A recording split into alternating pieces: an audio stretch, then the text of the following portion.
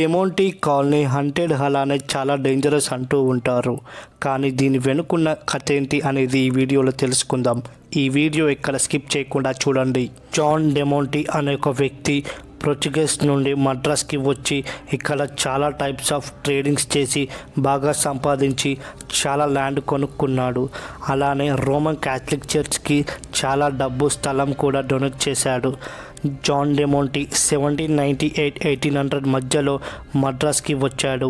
John డెమోంటీ మద్రాస్లో manufacture అయ్యే kerchiefs వేరే కంట్రీకి ఎక్స్పోర్ట్ చేసేవాడు.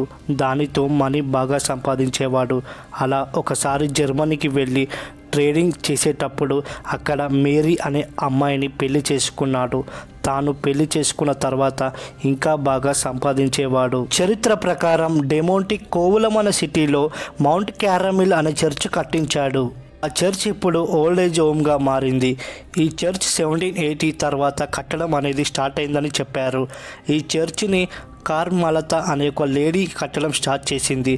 తర్వాత ఆవిడ దగ్గర మనీ లేకపోవడంతో ఇన్కంప్లీట్గా అయిపోయింది. చాలా ఇయర్స్ గడిచాయి. ఆ టైంకి జాన్ మద్రాస్కి వచ్చి బాగా సంపాదించాడు. ఈ చర్చ్ కంప్లీట్ చేస్తే ఇక్కడ ఉన్న వాళ్ళకి దగ్గర వచ్చని ఈ చర్చిని కంప్లీట్ చేశాడు. కొంతమందికి ఏం చెప్పాడంటే ఆ చర్చ్ కట్టమని మేరీమాత కలలోకి వచ్చి చెప్పిందని చెప్పాడు. వాళ్ళ వైఫ్కి క్యూర్ అవుతుందని అన్నారని చెప్పాడు. కానీ నిజానికి చర్చ్ 1800 మధ్యలో కట్టారు. వాళ్ళ వైఫ్కి పిచ్చి పట్టింది 1860లో. ఇంకొంతమంది తన చర్చ్ కట్టిన తర్వాత నుండి తనకి చెడు జరగడం స్టార్ట్ అయిందని చెప్పాడు. జాన్ 1821లో చనిపోయాడు. తను చనిపోయే టైంకి మద్రాస్లో తనకి చాలా ఆస్తి ఉంది.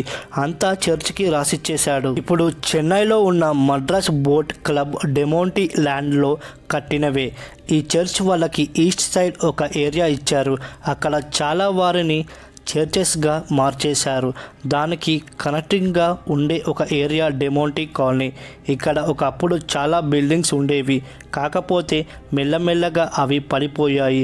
దాన్ని అమ్మలేరు, ఎందుకంటే అమ్మకూడదు అని రిస్ట్రిక్ట్ చేశారు. ఎవ్వరూ పట్టించుకోలేదు. అలా అది ఎవ్వరూ లేని ఏరియాగా మారిపోయింది. అప్పటి నుండి దాన్ని గోస్ట్ ఏరియాగా అని పిలిచేవారు. అక్కడికి ఎవరైనా వెళితే తలుపులు ఆటోమేటిక్గా ఓపెన్ అవ్వడం, లోపలికి వెళ్ళాక క్లోజ్ అవ్వడం లాంటివి జరిగేవి. నైట్ టైం ఏవేవో సౌండ్స్ వచ్చేవని చాలామంది మీడియాకి కూడా చెప్పేవారు. కానీ గవర్నమెంట్కి సరైన ఎవిడెన్స్ లేకపోవడంతో అది 100% రైట్ అని చెప్పలేకపోయింది. గవర్నమెంట్ ఇక్కడ ఏమీ లేదు, అంతా కథలే అని ప్రూవ్ చేయడానికి ఒక నైట్ సెక్యూరిటీని పెట్టారు. కానీ నెక్స్ట్ డే మార్నింగ్ కల్లా ఆ సెక్యూరిటీ చనిపోయి ఉన్నాడు. ఎవరో చంపారో ఎవరికి తెలియదు. కానీ ఆ సెక్యూరిటీ చావు తర్వాత అందరూ ఇక్కడ దయ్యం ఉంది, ఎవరో కాదు జాన్ డెమోంటీ అని అన్నారు. అసలు ఎందుకు తాను అని అంటున్నారని అనుకున్నారు అందరూ. ఒకసారి జాన్ డెమోంటీ అబ్రాడ్ వెళ్ళాడు ఏదో పని మీద. వాళ్ళ వైఫ్ని అక్కడ పని వాళ్ళని చూసుకోమని చెప్పి వెళ్తాడు. ఒక 6 months అయ్యాక తిరిగి వస్తాడు. తిరిగి వచ్చినప్పటికీ వాళ్ళ వైఫ్ 4 months ప్రెగ్నెంట్గా ఉంటుంది. తన పని వాళ్ళలో ఎవరో ఒకరు చేశారని అనుకున్నాడు. ఇంకా చేసేది లేక హాస్పిటల్కి పట్టుకెళ్తే వాళ్ళు అక్కడ బిడ్డని తీయనని అంటారు. దానితో డెమోంటీకి కోపం వచ్చి ఆ డాక్టర్ని ఇంకా ఇంట్లో ఉన్న వర్కర్స్ని అందరినీ చంపేస్తాడు. తర్వాత ఈ చేష్టలు ఊర్లో వాళ్ళు చూస్తారు. ఊర్లో వాళ్ళందరూ లాంతర్ కర్రలు అన్నీ విసిరేశారు. అది సిలిండర్కి తగిలి అందరూ లోపలే చనిపోయారు. తన పగ కోసం తాను అక్కడే తిరుగుతున్నాడని చెప్పేవారు.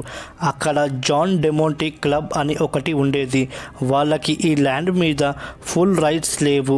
ఆ క్లబ్లో ఉన్న మెంబర్స్కి ఇక్కడ దయ్యాలున్నాయని పుకారు పుట్టిస్తే ఈ ల్యాండ్ ఈజీగా వాళ్ళ సొంతం చేసుకోవచ్చని కూడా బయట చెప్పుకునేవారు.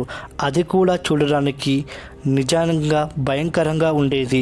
కానీ ఎలాంటి హంటెడ్ ఇన్సిడెంట్ జరగలేదని అక్కడ ఉన్న ఆటో డ్రైవర్స్, అక్కడ షాప్లో ఉన్న ఒక లేడీ ఆ కాలనీ పక్కనే 15 years నుండి ఉండేవారు. కానీ వాళ్ళకి ఎలాంటి హంటెడ్ ఇన్సిడెంట్స్ జరిగేవి కాదని చెప్పారు. అక్కడ జరిగింది నిజమో అబద్ధమో తెలియదు, కానీ జాన్ డెమోంటీ చనిపోయాడు. ఒక న్యాచురల్ కేస్ ఆఫ్ డెత్ లాగా అని అందరూ అనుకున్నారు. వీళ్ళని వాళ్ళు అక్కడ దయ్యాలు ఉన్నాయని అనేవారు, కానీ అక్కడ ఉన్నవాళ్ళు మాత్రం వాళ్ళకి ఎలాంటి ఇన్సిడెంట్ జరగలేదని చెప్పారు. నిజమో అబద్ధమో కానీ ఈ రోజుకు కూడా ఇది ఒక మిస్టరీగానే మిగిలిపోయింది. ఈ వీడియో మీకు నచ్చితే లైక్ చేయండి. ఛానల్ని కొత్తగా చూసేవాళ్ళు సబ్స్క్రైబ్ చేసుకోవడం మాత్రం అస్సలు మర్చిపోకండి.